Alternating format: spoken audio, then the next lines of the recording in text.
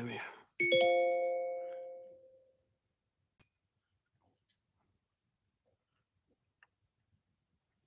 Turn these notifications off so it won't ding on my phone for all the birthday notifications and things like that. And hopefully we'll get started here in a second. Maybe we'll get a few people in here and see what we can discuss a little bit. And one of the things I'm wanting to discuss, as you see, hey Zach, hey, how is it down under? I, I saw some of your pictures and everything. Now that we're friends on Facebook too, it's good to know you a little bit better there. Hey, Jamie,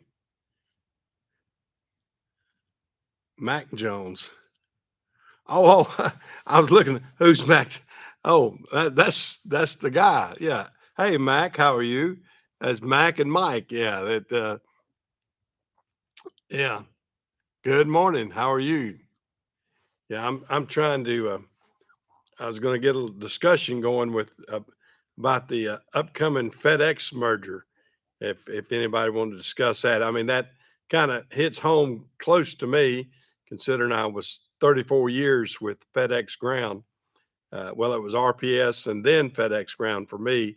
I started out in 1987 as a package van driver, uh, and then about 6 months later, I took over the line haul in my local terminal in Hickory. Well, I'm gonna try to. Yeah, I know it. Well, we had to soak in our knowledge and our last name there, Mac. Yeah, yeah. TNT, yeah, was worldwide. Now FedEx is big worldwide. Yeah, they took over TNT and a couple other mergers too, worldwide, and took over something different in France and some of these other European nations. I don't remember all the small mergers of that, but the big one is going to be this FedEx Express and FedEx Ground merger that's going to take place next June, and that's going to affect a lot of people. Of course, I saw this merger coming years on when FedEx acquired RPS, and the uh, the duplication of services was even apparent way back then, and I saw the need for, or what they were going to do probably uh, at some point in time, and that's been almost 30 years now. It was in the mid to late 90s when FedEx bought RPS or bought uh, they bought the company. Well, RPS was spun off, is what it was. That and they called it. I even had, they spun it off and called it a different name. I can't even remember the name they called it for a while. I mean, they kept RPS as RPS on the logo, but the corporate part of it they spun off away from Roadway because Roadway wanted to get away, and then actually Roadway started struggling after that, and then was acquired by Yellow. Uh, and then but uh, there were several divisions. There was a Roberts Express, there was an RPS, there was and at that time they had also bought uh, gosh, not Spectrum, but Spartan. I finally figured out Spartan. They had Spartan Motor Lines too that they had acquired, and then about that time FedEx bought it, bought the whole corporation that that spun off. And I saw the duplication of services real quick. Now that Spartan Express, they actually merged that with American Freightways, and they made FedEx Freight out of that. Uh, Now FedEx Freight, I used to think that FedEx Freight would be merged into a situation with them too because of all the line haul that we do. But evidently, they feel like it's better at this juncture just to do FedEx Express and FedEx Ground. And I expect that that's going to be a you know a pretty big thing. Hey James, how are you? Yeah, acknowledge everybody I can see in here. But you know, uh, in my 34 years of working with the company, I mean, I could see where a merger. I would have thought it would have taken place even earlier, but I guess the two entities, Express and Ground, they had enough diversity among them that they wanted to keep them separate. But now I think that there's a lot of duplication of services, and because they, well, let me back up one step. You know, FedEx Ground started FedEx Home Delivery and was making that sort of an offspring of FedEx Ground, and they saw that that was sort of a duplication of services too, and they merged those two back together, FedEx Home Delivery and FedEx Ground, and that kind of started the stimulus, I think, or not stimulus, the started the FedEx probably thinking this is what we need to do is to bring all this back in house. And plus, it's getting tighter and tighter on the market out there. And FedEx Ground uses contractors, whereas FedEx Express has paid employees. Now, FedEx Express has got to be a lot more expense, and they're talking about a $4 billion savings.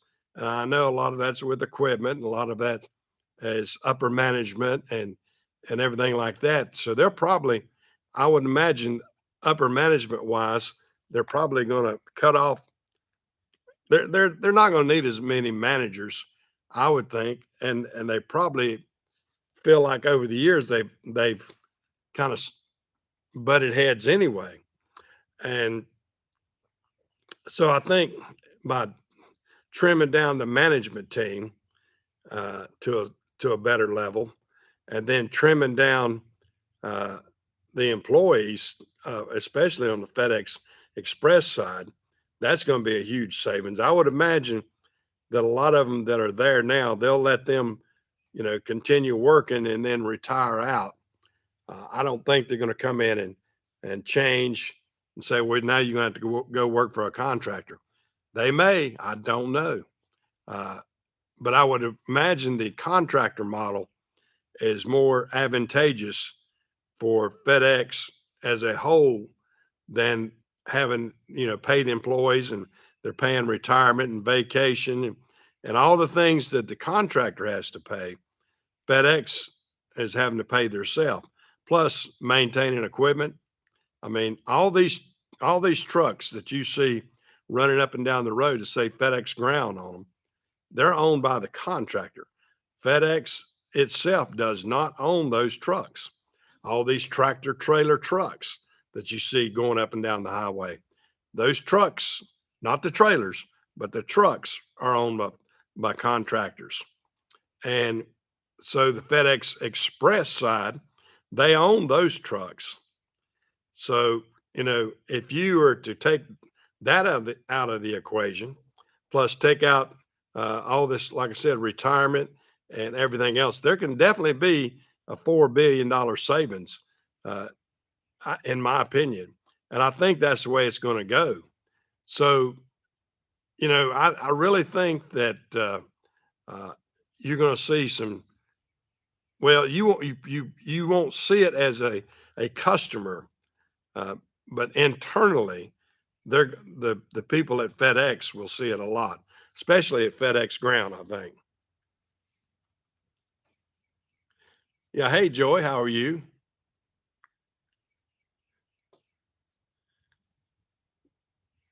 Yeah. Well, uh, with all the upheaval and everything that is going on in all kind of mergers and acquisitions and everything over the world, uh, FedEx has got to make a smart move. Uh, they've got to change or leave. leave the space, you might say. And you've got to be able to move fast enough to be able to control your marketplace and everything. And with Amazon coming on over the past few years, that's changed one of the dynamics right there too. Well, FedEx has merged within itself, James. FedEx Ground and FedEx Express are merging. So they're going to put those two entities together. I mean, they've been separate for the past 27, 28 years, probably since the mid 90s, when FedEx corporate bought uh, RPS, RPS and Spartan and all that. When they bought that uh, corporation that was spun off from Roadway back in the mid 90s, that's when that part started. Now, like I said, I was involved with that almost from day one. RPS started in 1985. I started with them in 1987. So I came in, it was just about a year and a half old when I started with RPS. So it was a very young company. Although I knew it was backed by Roadway at the time, and I felt like it had a lot of uh, potential. I mean, it was rough going. You talking about rough going? It was rough going when it was in the old RPS days. I mean, I was running my first and only package van that I owned. I had a route that extended from Hickory, North Carolina, all the way to Cherryville and Shelby and Forest City, North Carolina, and back. And I was having to deliver upwards of 250 250 packages a day. I mean, well, let me put it back in stops. I had about a hundred and something, 110 stops. But that now some guys will say, well, that's not that many, but that was over a 300-mile radius. I mean, I was traveling and on my route 320 miles a day, and one truck in like uh, three or four counties, and it was all over the place. And I did all I could, and we had to expand fairly quick. And I couldn't handle the route. I mean, when I took it over from another guy, I mean, it was humongous. I mean, and it was all I could do to get back home. I was and back then we were actually loading our own vans. We came in at like 5 in the morning, loaded our vans, got them ready, left out about 7 in the morning, took off, and my first stop was about an hour away because I had to go from Hickory all the way over to Shelby to do my first delivery, and or actually Falston, and that was 35, 40 miles away.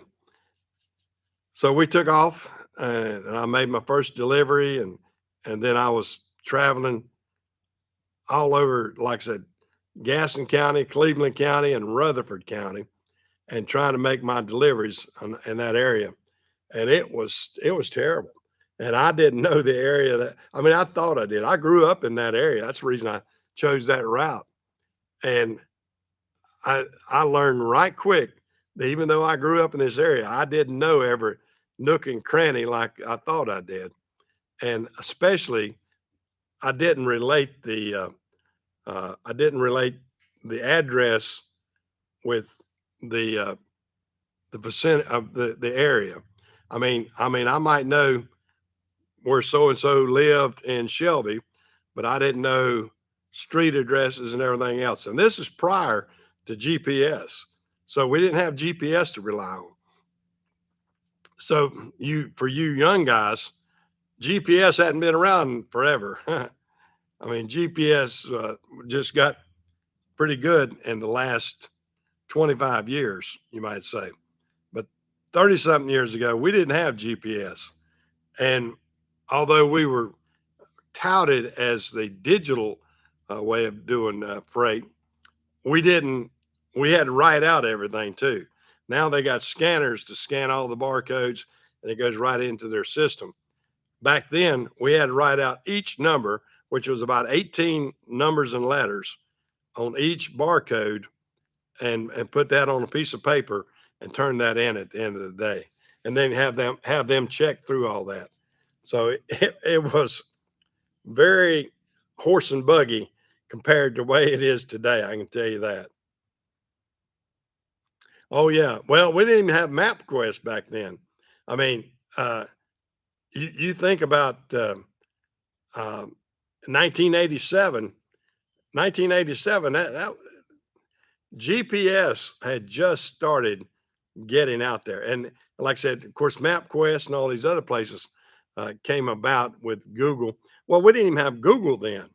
Google was not even a thing, and the World Wide Web. We didn't have. People didn't. You got to think about this. The World Wide Web. The world. Now here I'm tongue tied. The World Wide Web or the Internet really didn't get started good at all. A lot of people were just using AOL and they thought that was the web, and that wasn't the web. Yeah, yeah, we used Rand McNally, like Jamie was saying there. It was pull out the map and see where it is. And when you think about uh, the conveniences of GPS in comparison to what I was doing back then, I mean, it was just common knowledge. You had to learn the routes, what you had to do.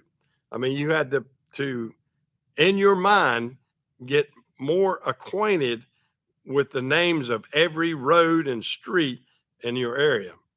And I mean, back then, like I said, if you pull out a Rand McNally and you go looking down and trying to find the street, then you had to go to street, and then you had to go over here with some coordinates if people to remember that and figure that out where it was, and it would tell you it was X15 and Y. It would give you an XY coordinate, and you'd have to mirror that down and go, oh yeah, there's that street. And then you had to figure out all the different roads to go to, and then you can get to the location. So it was a lot different. I mean, the convenience of GPS is is you cannot believe. Uh, I mean, most people are so reliant on GPS right now, and it's so funny because the old guys in trucking, uh, learn to figure out their coordinates by mile markers and doing a quadrant of the locations. I mean, I could go in just about to any city and figure out the different quadrants without ever being in the city before in my life. And so you you learn these kind of uh, traits, you might say, when you're young or when you're out doing these things, and you're not reliant to GPS. Right now, if it wasn't for GPS, I would venture to say that 70% of the people would be just lost out there. I mean, it. Oops, excuse me.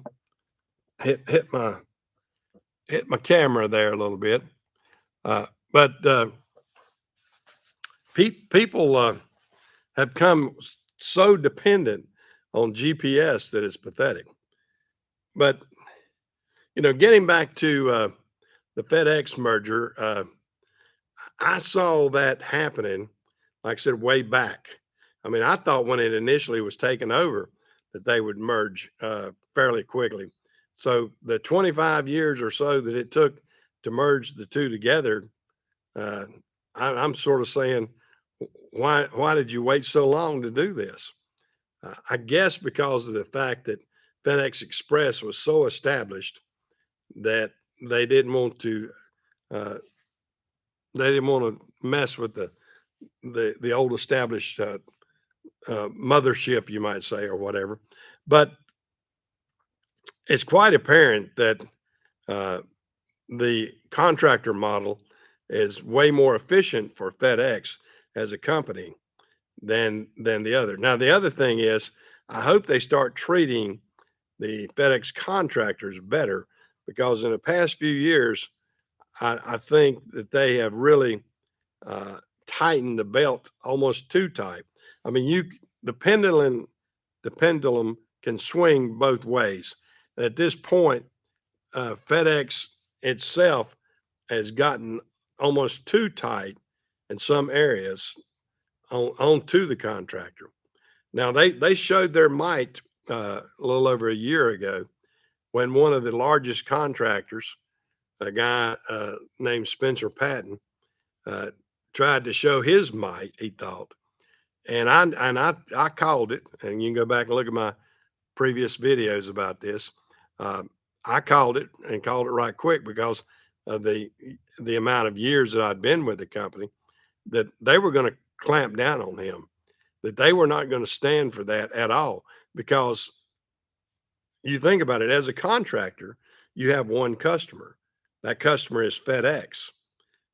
That is your customer. You're working for them entirely. You don't have sub work that you do. In other words, you might own the equipment. I mean, I own the tractor trailer trucks, but my trucks didn't go out when they left FedEx facility and go pull a load for somebody else. Just wasn't done. It wasn't allowed. It wasn't done. Now, some people did some nefarious things and got their butt in trouble over the years, and I saw that happen. Some of them would have rental trucks or something like that, and then think they could go out and do all kind of other things under the umbrella of FedEx. And really, some people got in trouble doing that, and people had some accidents and a few other things, and really screwed their situation up. And it screwed up the contractors too, because it actually made FedEx tighten their belt even more. So anytime that there's a situation that happens, let me set up a little bit. Oh, excuse me, getting a little uncomfortable up here. Um, but any time that there's a cause and effect type situation, things are going to change. And like I said, I saw these things happening over the years. This Spencer Patton, like I said, he kept getting bigger and bigger. He got to be a broker, and he's still doing brokerage work. But it, but he had like 200 routes uh, in 10 states. I mean, he had really grown big, but it's a situation that he had almost gotten too big. Kind of, sort of like you see about these banks are too big to fail. Well, I think Spencer thought that he was too big to be taken over or be admonished by FedEx. Well, they showed him right quick. Uh, but look, like I said, a little over a year ago, or what? I don't think it's quite a year now. They pulled his contracts. They said, we're not going to renew your contract. You're causing so much trouble that we're not going to renew your contract. And he was doing his work. From what I understand, he was doing his work. But the problem was he was being so disruptive with their system and antagonizing other contractors and kind of almost trying to build a union by himself. Well, that wasn't going to happen. Uh, FedEx is not going to be unionized.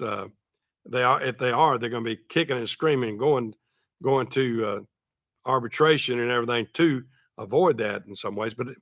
But with the contractor model, they shouldn't ever unionize, and and that's part of the reason that these two mergers are happening. For those of you that may not know the inner workings of FedEx, like I said, you've got this part of FedEx Express that is employees. I mean, they don't own their trucks. They are just a regular employee. They go out there. They're getting paid by the hour. They're getting or a salary, and they're getting vacation and benefits. Then you got this model over here that is the contractor side, where the contractor owns the trucks, they own the routes, they employ all the drivers, they have to maintain all the equipment. So look at the two entities. Here's one where FedEx is having to employ and maintain a lot. Over here, they're not employing or maintaining very much at all. So there's a huge difference between the two models. Hey, Kevin. Yeah, and that's right, Kevin. You know when the headache gets too bad there, I mean, you're gonna cut it off, and that's what they did. That's what they did. Not to say that Spencer Patton wasn't running a smooth operation. He was doing the FedEx side right. What he got in trouble with is that he thought he was getting too big, and he was trying to get all these contractors because within the FedEx Ground uh, situation, a lot of people don't realize there's 6,000 contractors. Now, I was one of those contractors for 34 years, and my wife was too. So we had three corporations, and it was my wife owned one, I owned one. Well, and I was partners with her on both. She and I were like 50-50. But she was president of one, I was president of one, and then I was president of a third one we had too. Oh, you're looking to purchase some beds. Well, I'll have to get back with you on this after we get off the live chat. But if you want to contact me, my email addresses and everything's on there, so you're welcome to contact me, and I'll try to help you out in what I can. But I've been away from them. I sold in 2020. Now I got to be one of the largest line haul contractors in the Carolina region. Uh, like I said, I had up close to 50 routes at one time, uh, and then and way more trucks than that. I had about 70 something trucks, and we had about 50 something drivers at one time. And then I moved away. I was in Charlotte, out in Greensboro, and Savannah, Georgia, and I wanted to, for different reasons, I wanted out of Greensboro, and I had some people wanting to buy my Greensboro routes. So I started selling them off, and it started expanding more in Savannah, Georgia. We had a place in Hilton Head, and we would go down there frequently. And I really just liked the connection between Savannah and Charlotte, and that's what I was growing my business on myself. That's my wife and I. So we did that and evolved our company, and we had it down to about 30 something routes when I completely sold out. And uh, we were glad to be able to do that. And of course, I had health reasons too. Most of you that have been on the channel a long time, about my health reasons. I had quadruple bypass surgery back in August of 2020, and that changed my lifestyle tremendously. Uh, it took me away from the day to day stressful situation at FedEx, in which it is stressful. I mean, I used to carry four phones with me at all times. And people say, why four phones? Well, if you saw my system, I was the guy. I was the go-to guy. I didn't have all these different managers and everything else. If the mechanic needed me, uh, he could get in touch with me. The drivers needed me, they could get in touch with me. If dispatch at FedEx needed me, they could. And I had multiple terminals calling me at all times of the night and day. The terminals, I can tell you this, they didn't care if I slept a minute. So if the terminal needed something at 3 o'clock in the morning, they would call me, or at 4 o'clock in the morning, or 2 o'clock in the afternoon. It was really rough on my physical well-being, and it took its toll on me. And like I said, I ended up with quadruple bypass, and uh, the doctors told me you're going to have to make a big lifestyle change, and that's what I did. I sold my routes, and I also owned a Napa store at the time too, and I sold the franchise. That was the last thing to go. I sold that franchise a year and a half, 2 years ago. And so I got out of everything except this shop that you see me in here. And also, I do real easy work. I have one mechanic that works for me, Jim. There was a driver, mechanic, been with me about 10 years now. And Jim, after after I sold out, he actually went with the other company, and I was doing nothing up here at the shop. Well, I was renting my shop to the people that bought me out, and then they wanted to get away and pull everything back to Charlotte, so they pulled that away. And when they did, uh, Jim didn't want to go to Charlotte. Larry did. Larry was one of my other mechanics. He went to Charlotte and worked out of Charlotte for a while. But Jim didn't want anything to do with it. He didn't want to mess with the drive and all that sort of stuff from Cherryville down to Charlotte. So he stayed with me. So basically, from FedEx till now, uh, I'm just working on uh, you know old cars and my pickups and my and things I've acquired over the past 34 years. And and FedEx has been great for me. It was great for me. It was one of the best things for me, and probably one of the worst things for me. You got your double-edged sword there. It was great for me financially. I'm very well set even to this day. I mean, I'm not hurting. When I sold out, I did very well. Uh, so I'm able to keep Jim working for me. And although I don't really have a business per se for Jim to work for, we work on what needs to be done at the farm here. So I do my farming that I have, and that's another thing. I was able to purchase the rest of the farm, the family farm from the siblings, and so all of this was good for me. Uh, that I was able to acquire from being a contractor at FedEx. And I'm able to do what I want to do. Like I said, but the bad thing, I did tear down my health, you might say. So it's tough. Yeah.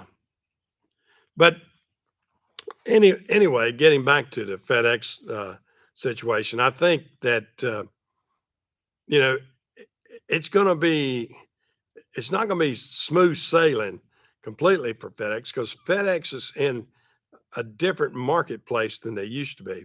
I mean, Amazon wasn't even on the market. When FedEx bought out RPS, there wasn't an Amazon. I mean, Amazon hadn't even been invented. I mean, you think about it. Amazon, I don't know when it started exactly, late 90s, probably, uh, somewhere before the first bubble burst. But I mean, they were just a bookseller out in Seattle, and Jeff Bezos was working off of a desk he had off an old door. He had like a holocore door desk. That's I remember him being interviewed, and people talking about him selling books all over the place. And but he developed a system, and he developed a system to. I guess Amazon was the good name for it because he's trying to be huge like the Amazon. The Amazon being the Amazon River, and also the Amazon. You hear about Amazon women and people that are huge, big people. All those correlations, I guess, that's what Amazon has turned into this big behemoth. I mean, it does uh, all kinds of things, and I had a little bit of Amazon. Uh, I actually signed on to Amazon early on in the line haul division because one of their the guy that they brought in to head the freight operation was a former vice president of FedEx Ground who retired. He is a good friend, John Payne. I knew John personally, and I got contacted by John and his people and everything else about getting on with Amazon. And I thought because of the way John knew the model of FedEx that he would put Amazon into the same situation. He put a little bit of that in there when he first got there, but then Amazon wanted to do it entirely different and really screwed up the line haul model. I mean, they could have had something like FedEx Ground as contractors and everything else, And there were several. There were like 3 or 4 of us guys that were FedEx contractors that signed on with John and went and helped start it up in the Carolina region. And and then it just didn't pan out. I mean, Amazon is all about Amazon. A very, I would say it's the greediest company I've ever worked for, or I don't know exactly. It's greedy in some aspects. It's greedy with their time. They're greedy with their uh, help, you might say. They give you very little help, whereas FedEx, they mothered you a little bit. They wanted you to do good. They helped us. Now, in some areas, they're getting away from that because they got into trouble uh, early on with the contractor model because they were letting small contractors uh, uh, flourish in some areas, and they try to unionize, and that in itself changed the model of the contractor model. Whereas they came in and says, no, if you're going to be a contractor with FedEx, you're going to have to own like 3 or 4 routes, and you and in that way you wouldn't be able to unionize because you would have employees yourself. And so they changed the model around to help themselves, and it worked good. And I mean, I loved it because it was letting me expand. Because when they first initially took over, I wasn't able to expand at the rate that I've expanded over the years. But when they changed it to the contractor model that they it's pretty well known today, they let us own our routes. And once they gave us ownership of those routes, boy, the old light bulb went off in my head real quick. I go, uh, now we can buy and sell routes, and that was the other key thing. Uh, I had some friends that got out early on in the like in early 2000 before they let that. And I begged some of my I had a couple of friends. I said, hey, hang on. I said, they're going to change this, and you'll be able to sell. Oh, I'll just sell my truck and leave. And that's what some of them did. All they got was their truck, whatever equipment they had. That's all they had. And I sort of correlate this with sort of what's going on in NASCAR right now. I mean, they got the charters and everything now in NASCAR, and these people are selling charters, and they were started going higher, higher, and higher because they realized there wasn't going to be but 34 charters, and those 34 charters uh, were getting a lot of value to it. And prior to that, just like us as contractors, if you went out of business, all you had was whatever you owned, your shop, your tools, and you were getting pennies on the dollars for your value of that. But when they changed to the contractor model in FedEx and gave us our routes that we had either been running or whatever, and then let us acquire more routes, that's when it started off for growth. And that's when I tried to grow as fast as I could with to a certain level. And it was a great thing for me. And people thought I was crazy because I was buying up any route or getting any route that I could. And you know, when they saw me doing this, some of the others started doing it. And it was the smartest thing that we could have done. And it was the greatest thing for the contractor. I mean, if you sat back and relaxed and said, "Oh, I'm satisfied with my 3 routes," well, then you were going to get passed by with the guy that was buying up routes right and left. And FedEx was controlling even then because they would only let you get to a certain size. I mean, when they let us get to a maximum of 3 trucks, I got up to 3 trucks. When they expanded and let us go up to 5 trucks, I went up to 5 trucks. And then I would try to acquire routes and everything then.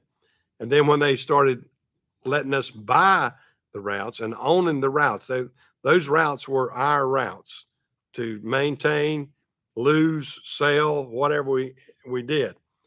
So then that gave you a tangible uh, cost factor, I guess you might say, for your route. That route had a value to it at that point.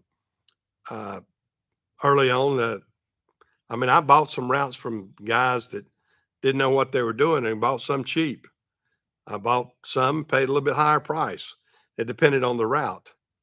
And so you had to learn the market and you had to figure out what was going on and then do that. I'm gonna read some of my comments here because I don't want to get too far behind here on my comments. Yeah.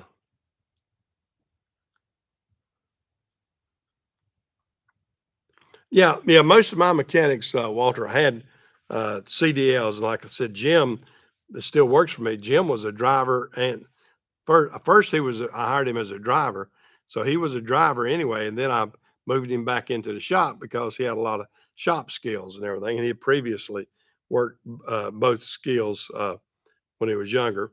So I moved Jim back, but Larry also had CDLs. So not all my mechanics had CDLs, but the ones that transported equipment back and forth had them, and I had them insured and everything too. So with the bobtail insurance and under my other policy, shop insurance policy, in case they there was an accident or something like that. So yeah, you had to definitely be insured, and and I had them registered with FedEx and all kinds of different things. But the fact that Jim I used him as a mechanic and a substitute driver toward the end. Uh, I mean, Jim would come in. I mean, Jim would tell you right now, if he came into work and I said, Jim, I need you to run this route. And he's like, oh, crap, And then he would carry his logbook at the time and whatever and had to sign in to different things. He didn't want to. Uh, Once he started working in the shop, it was like me taking out my belt and whipping an unruly kid, you might say. So Jim Jim wasn't too happy about having to work, but he worked for me and did whatever I needed, and so did my brother Perry. I know y'all have heard me talk about Perry. Perry passed away a little over a year ago with COVID, and he sorely missed. I mean, I miss him as a brother, but I missed him as a very good employee. Also, I mean, Perry was with me from oh gosh, almost close to the close to 30 years, about 20, 25, 28 years or something. And Perry helped me grow my business tremendously. If it hadn't been for him, I don't know how I would have pulled some of these things off because I mean, Perry would work any and every route that I had, whether it was a team route, which he had some issues with. I pulled him off team routes when a guy wrecked him one time.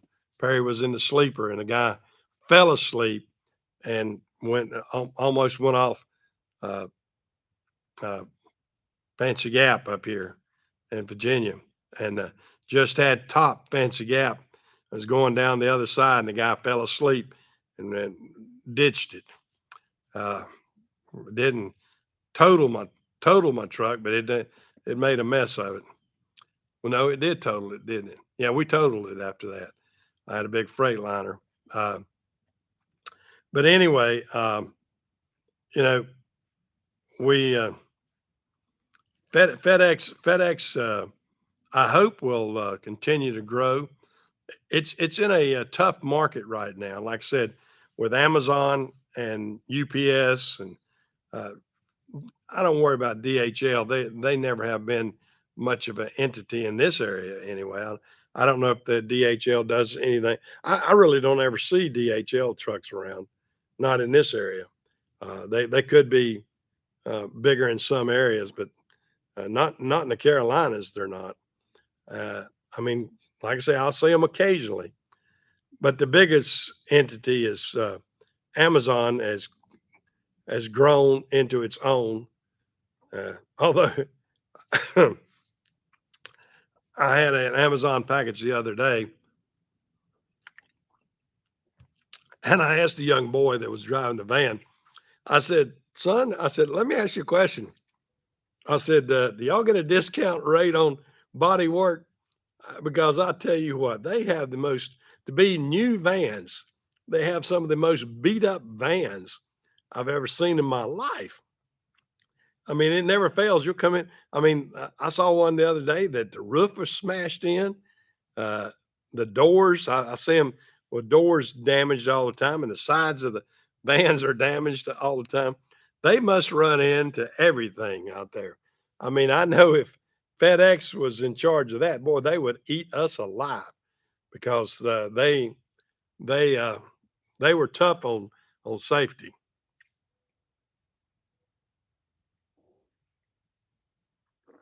Yeah, I think so, Kevin, because I don't see DHL out there. I don't know. I don't know what's happened to them. I mean, so the big three, is UPS, FedEx, and Amazon out there for the packages, and it's going to be smart for FedEx to merge Ground and Express together, in my opinion. And like I said, I was surprised that it took them this long to merge them together. Oh, they transferred to well, I guess that's the reason you don't see it as much.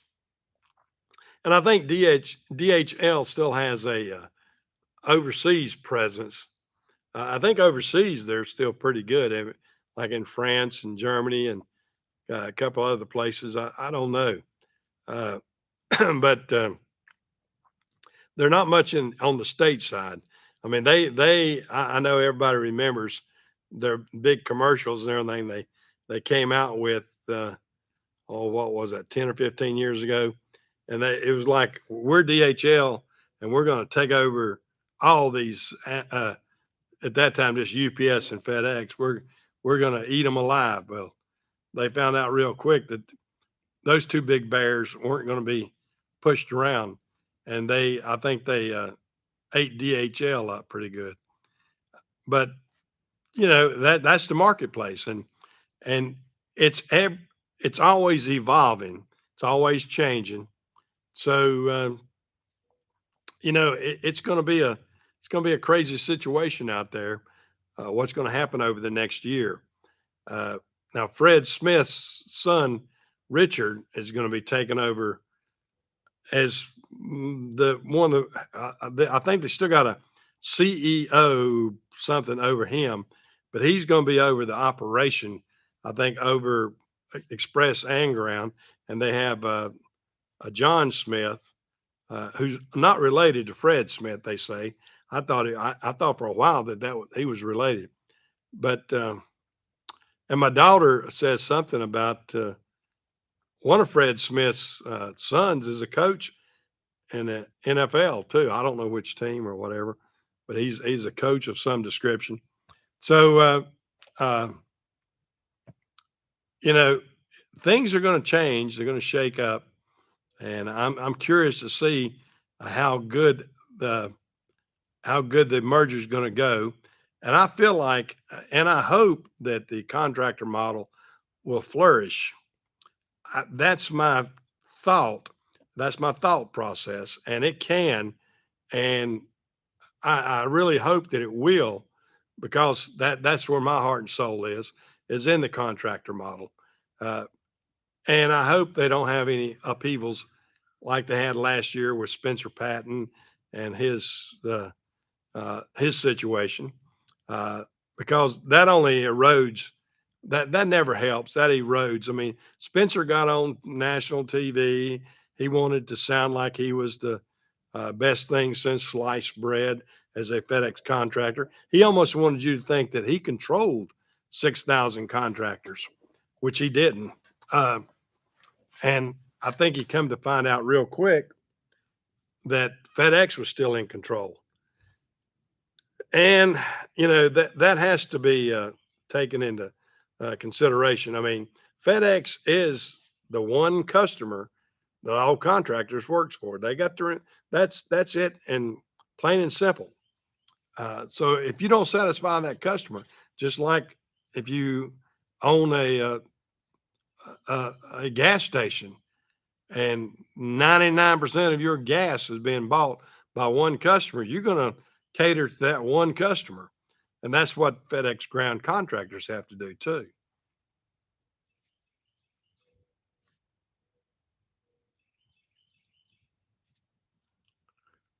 Yeah. Well, there's probably all kinds of different nightmares for all of these.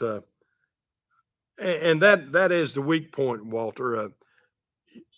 The contractor has to stay uh, right on top of their drivers, and the and that's your weakest link. I mean, I've heard horror stories in different locations, and of course, I was just involved with the line haul, so all I had to do is make sure that my trucks got from point A to point B, and in a timely fashion, everything like that. The day to day operation of packages, I was only involved with that for 6 months back in '87, and it wasn't even with FedEx.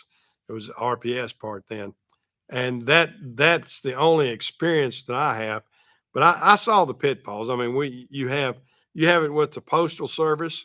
You even have it with UPS and everybody. There's always going to be a rogue driver or a bad driver that uh, will put a scar on your operation, and that's what they try to avoid. I mean, that you're gonna hear about all kind of different things.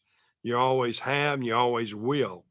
And like I said, I've heard it with UPS, I've heard it with FedEx, I've heard it with Amazon. I mean, I'm hearing a ton of these things, reports about Amazon drivers backing over and killing somebody's dog and running into a vehicle and running over out into the yard and destroying bushes and landscaping and everything like that. I mean, you're hearing all kinds of these different things, and so when you have large, I'm going to scratch my nose here.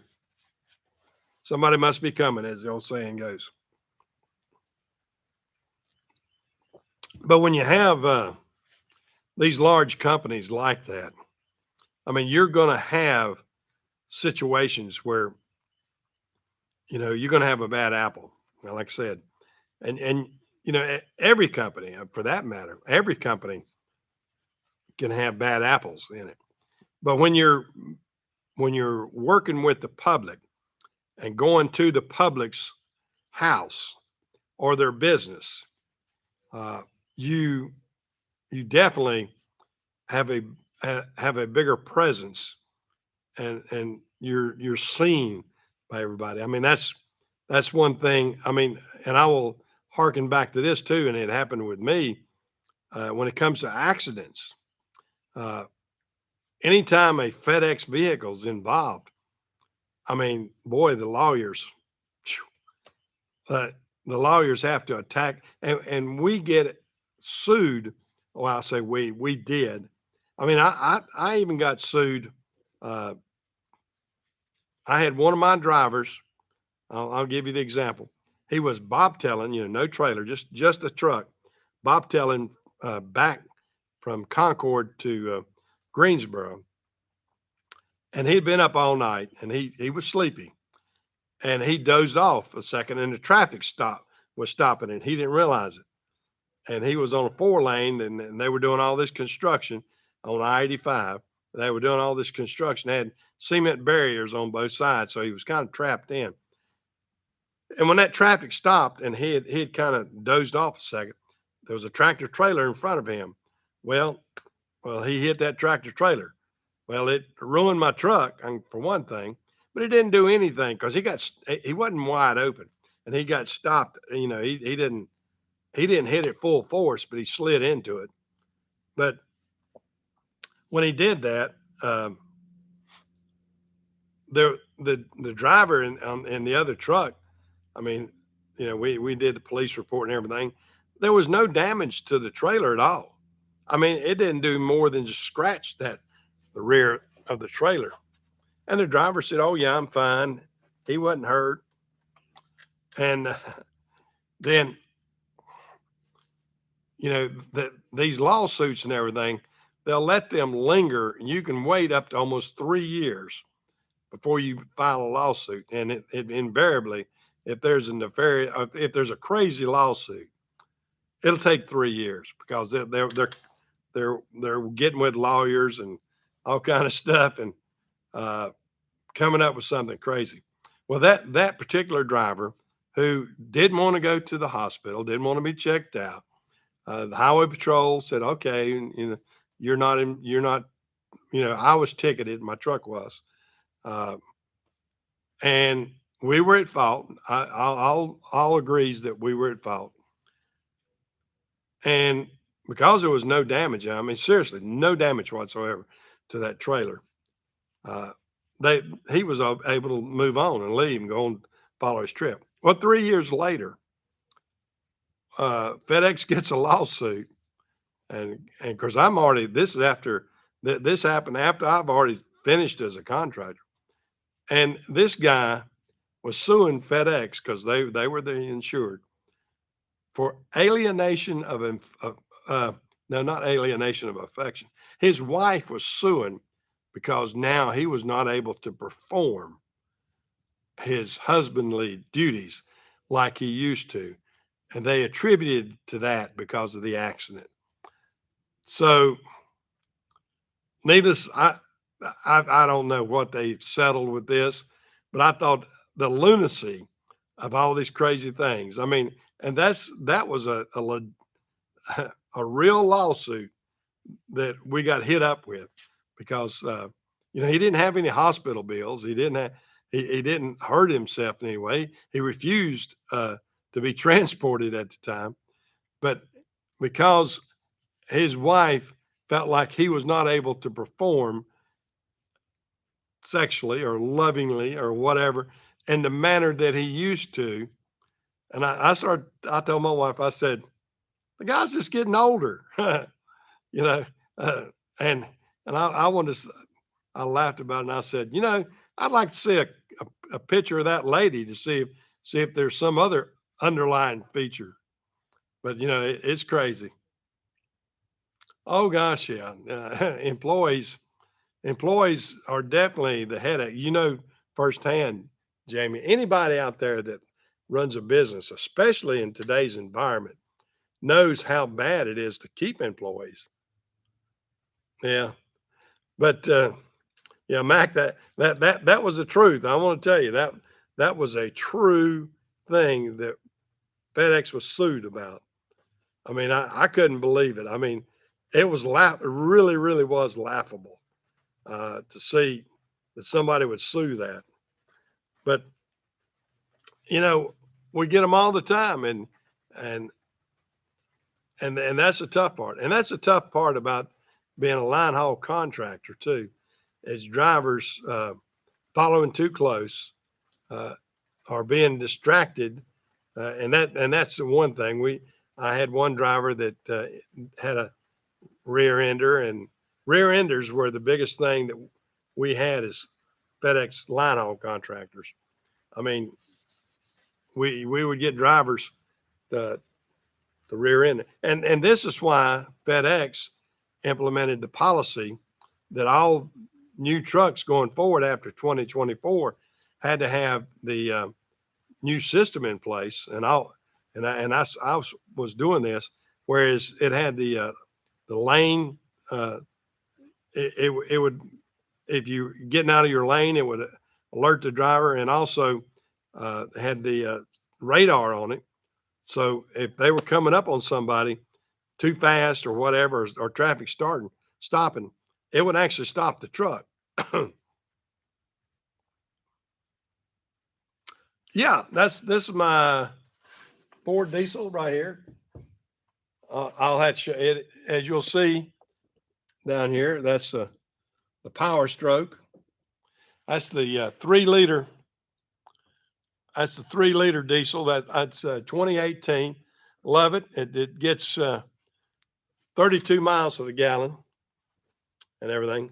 And I was going to tell you as we say something about that, I was going to order one of the new Ford Lightnings, but Barbara and I decided uh, that it's crazy. It's crazy for me to just give up on this truck, which gets 32 miles to the gallon and has about every feature that the new Lightning and all these others have. So I I got to notice just the other day that I could start ordering my Lightning if I wanted to, and I'm just going to get my money back that I paid down and uh, not mess with it because Ford has decided those trucks are way more valuable to them than they are to me. They boosted, they've raised since I initially put in to get an order in. They've already gone up 2 times and probably go up even more uh, on the trucks. I mean, a substantial amount. I mean, you can't get a $40,000 pickup now. I mean, that's unheard of. I mean, the medium range in these new Lightnings are going to be starting at around 60 something thousand. So I decided, uh, if I equipped it like this, it'd be 90,000 or higher. So I decided, what the heck? I mean, I'm 70, I'll be 72 years old this year. I don't know how many more years I've got. I definitely don't need to strap myself with a $90,000 debt or waste 90 if I pay it off, waste $90,000. It would take me a long time to drive $90,000 out of this truck here. So I decided I'm just going to, unless diesel gets to be $20 a gallon, and if it does, everything else is gone to pot by then anyway. I'm not going to worry about it. So that's my decision on that. So I have not discussed that. I told, and plus all the bad publicity I'm seeing about these new Ford Lightnings that, you know, if you tow anything, the mileage goes down to nothing. I mean, I mean, it's terrible mileage then. I mean, your range, you got about a third of the range. So if you wanted to take something like this and tow a trailer, a utility trailer or a camper or whatever, I mean, your range is terrible. I mean, I've seen several reports on that.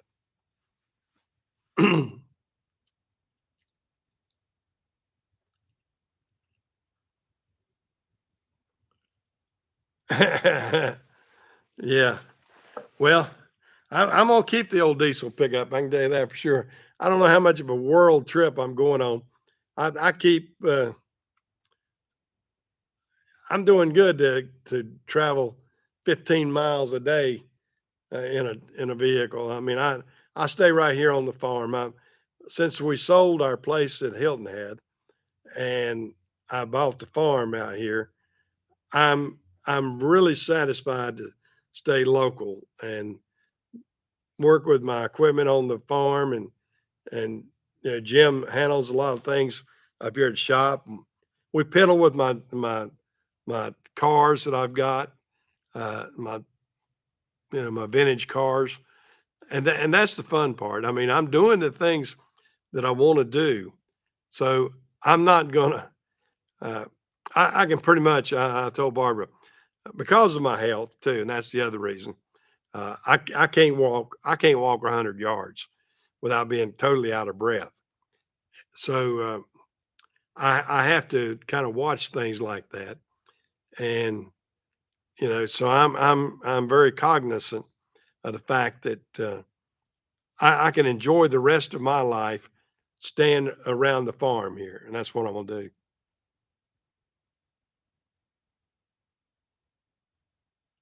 Yeah, smash the old thumb there for me, guys. I appreciate that. Get the analytics up a little bit, and if you're the first time seeing this, you know, sign up and subscribe, and be a subscriber. And I don't usually tout that too much, uh, but you know, I don't. I really.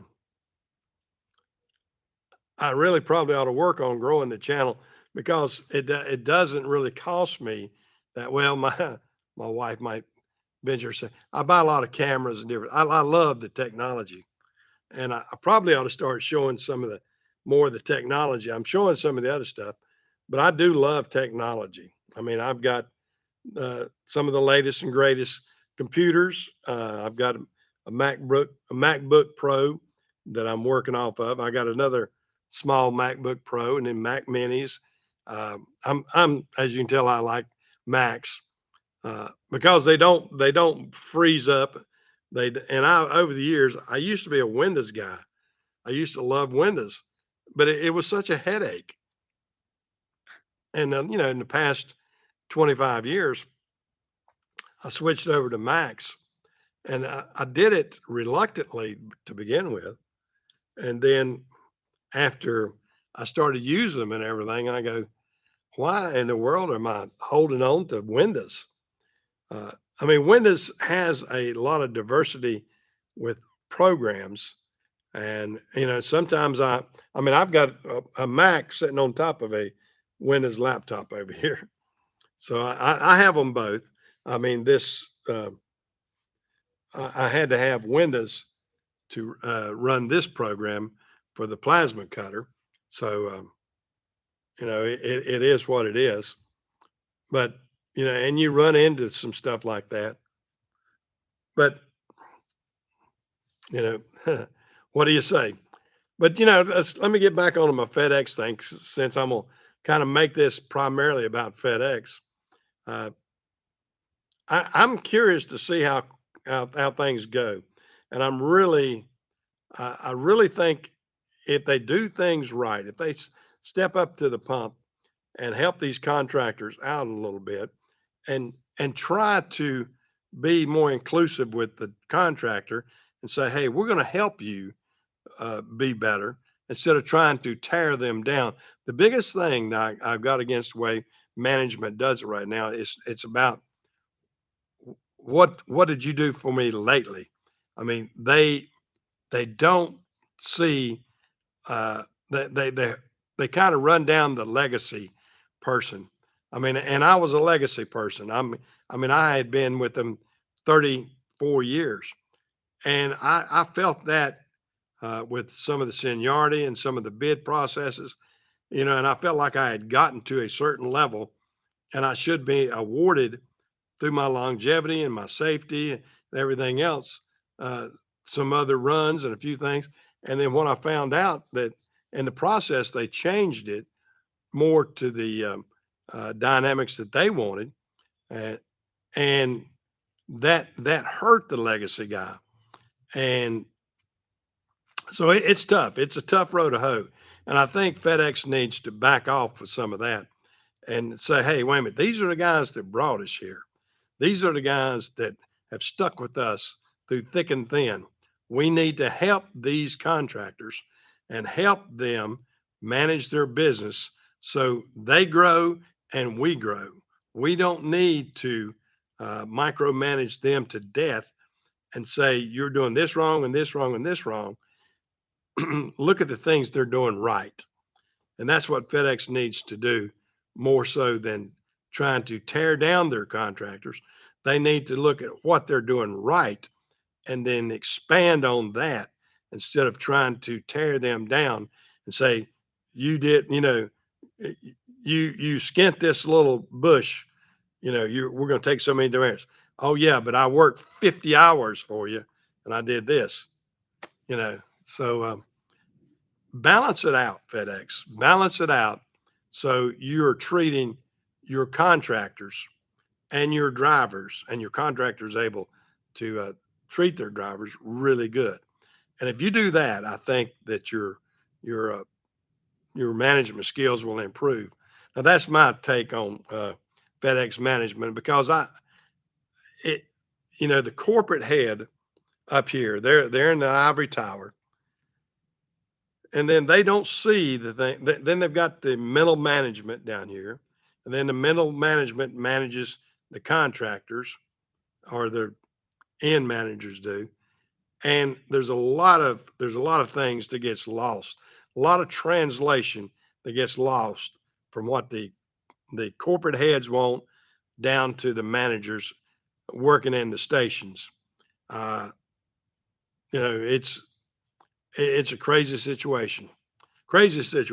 But you know, hopefully everything like that will resolve itself out. And you know, I hope that uh, FedEx will flourish. I think they will. They've got an opportunity if they turn it around and do it right. They've got an opportunity to really flourish in the upcoming years. I mean, they're still huge, uh, but with I loved it when Fred Smith was running the whole show. Fred Smith, I think he's he's to the he's hardcore, you know, salt of the earth type guy, and you don't find that in some of the management out there now. But Fred Smith was a, a very good guy. I mean, of course, he's like me. He's aged up a little bit. I think Fred's late 70s, early 80s, and here I'm in my 70s.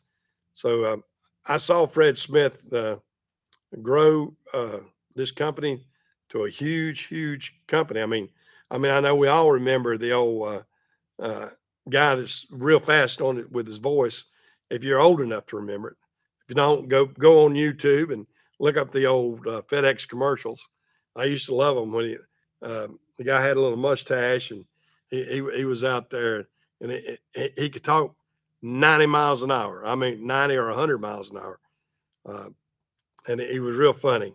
Great commercials that they used to put out, I think. And so for you young guys that don't know what I'm talking about, go look at those old commercials. You'll like them. They're funny. The old FedEx Express commercials that they came out with back in the, I would say late 70s, early 80s. Uh, but you can find them on YouTube and just look them up and you'll love them. And and that was some of the innovation that I know Fred Smith had a lot to do with.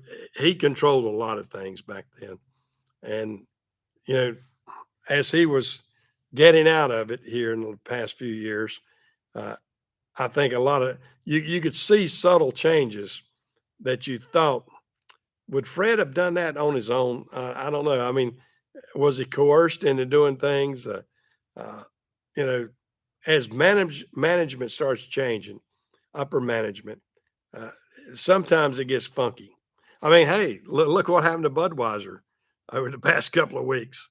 So, that Budweiser let a woke VP get out there and change some things, and yeah, you just lose about $7 or $8 billion in market cap in about a week's time because somebody had a wild hair up their butt. So, let's let's not let that happen to any other major corporation. And Fred Smith has been a very conservative, well thought out, smart man. Uh, so I hope that his thought process, I hope the people that are under him and they've taken on after him, I hope that they will continue on, and that his son Richard is there. I hope they continue on in the vein of what Fred started way back when, because he stuck it all. He stuck it out. He made he could have lost everything in one weekend gambling at Las Vegas. You have to go back and look at that story too. Now that's something. He had to go gamble and win in Vegas to be able to make payroll for the next week, and he did it. So that's how gutsy uh, Fred Smith was at the beginning of his tenure with FedEx. So it's a lot to be said, and I hope that everybody will continue on with that. And everybody, I know the old story. If you ever look at it, FedEx, even right down to the signage. Well, I guess I don't know if you can see it. Yep, you can see it on this hat here. You see my bad hair too, but on this hat, you see that era right there. A lot of people don't see that, but that's an era. And Fred Smith, I think himself, wanted to make sure that all logos had that era in it because it's pointing out that it's Express. And if when you see that X, when you see that FedEx, you can see that era. I hope you can. So if it's not and I've seen some knockoff logos before, and if it wasn't an official logo, sometimes it wouldn't have that. And so yeah, if it's an official FedEx logo, it's got that.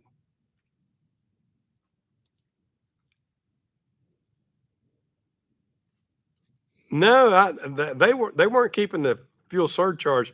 I mean, not in line haul they weren't. I don't know. Uh, I don't know about that 18 wheeler. Uh, there have been some things that I've seen knocked around, and I'm not privy to all that information anymore. I know in line haul, and I the people I sold my line haul contracts to, I'm still in contact with them, and I still talk with them, not on a daily basis, but weekly, monthly, or whatever. And I get enough information from them to know that certain things like that haven't happened. But I don't think it happened in line haul. I don't know if they kept it in, and I wouldn't think that they did. I mean, because I it may have. There's always fluctuations with surcharges, and there's always uh, discrepancies sometimes that you have to make up, especially with package bands. But we didn't have that problem in line haul, and I don't think I would have heard about it if it had. But who's to say? I don't know. Uh, you know, FedEx. Like I said, they've changed some, and since Fred Smith left the day to day operation. Now, I would imagine he still has influence, but since he's left the day to day operation, and a lot of it up to his son and some other people, uh, I would say that things have changed. Now, I would hope his son would take the reins and run it like his dad has run it for the past 50 years almost.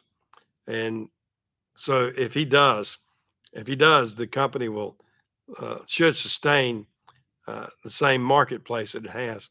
But I'm not I'm not privy to some of the information that I used to be able to. I don't have a firsthand knowledge. I don't get a weekly settlement like I used to. I miss them. They were big. I got some big weekly settlements back then, but I had big expenses at the same time too. So it is what it is. I like getting a nice check each week with no deductions out of it. So I've got I got a good situation now. I can't complain.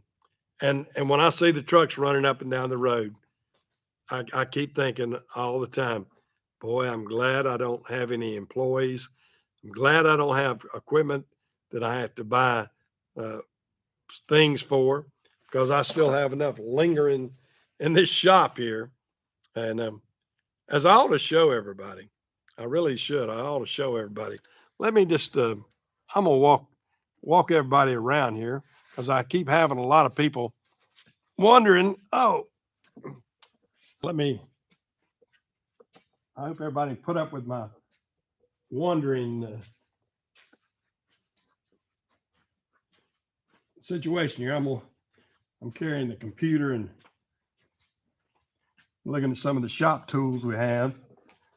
We're getting into a lot of metal working. Let me set this computer down. Oh man, we're getting into a lot of metal working, and I've got, of course, there's the metal saws, and then I've got a brake right here, and then another brake. This is a finger brake that I bought. Wait a minute. No, that's a shear. I'm looking at it wrong. That's a shear. Here's a brake, and then here's the finger brake. Then over here, I've got items such as there's wheel balancers, there's airbags, air chambers, more airbags, brake shoes, all kind of different brake shoes. As you see, here's something that's out of the box, but brand new shoes and everything. What we got over here, got shocks. Got a bunch of shocks for different things. All kind of stuff. Of course, here's my good old sterile Coney lifts. I was talking with a friend last night, chatting with him, and I was telling him he was struggling with the oil change. He took out a oil change on a dump truck and took his oil pan off. And I said, and he soaked himself with oil. I said, man, you needed my sterile Coney lifts, because I said they sure would have been handy for you. Oh, let me straighten this up a little bit here. Whoops. Bear with me, guys. Trying to get everything located here, situated. Get everything situated. Let me straighten out my camera again. I'm moving around here a little bit, so I'm kind of had everything cattywampus and everything as I'm trying to show some stuff. But that's a few of the things that I have here left over from my FedEx days. And then I got an old parts room in there. We've got it full of air conditioned parts and all kind of things. I need to sell some of this stuff. So if you know somebody out there who wants to buy some truck parts, look at my phone number down there in the description, and you'll see my phone number and my email. Tell them to get a hold of me. I'll make them a good deal on some things. A lot of this went for Freightliners, but a lot of it's interchangeable. That axle parts and some of the brake shoes are the same on different trucks, and brake chambers are universal, and airbags are pretty well universal too on a lot of stuff. And so I have a lot of things like that I'd love to sell. So if y'all know some guys out there that want to buy some things from an old trucker here, tell them give me a call. I'll cut you a good deal. I'll cut you a good deal. Well, guys, I'm gonna get off here. My voice is getting kind of raspy, and so I'm going to head on back down to the house. I gotta help the wife a little bit, and she dominates what I do a lot, as everybody knows. I've retired. I've retired as a truck driver and a contractor, but I haven't retired as a husband yet. So I'm out there helping her, and we're enjoying it. We're working on the farm down here. So y'all guys take care. See you at another time, and we'll talk shop. Mainly it was FedEx today, but we'll talk shop at another time, and see you around.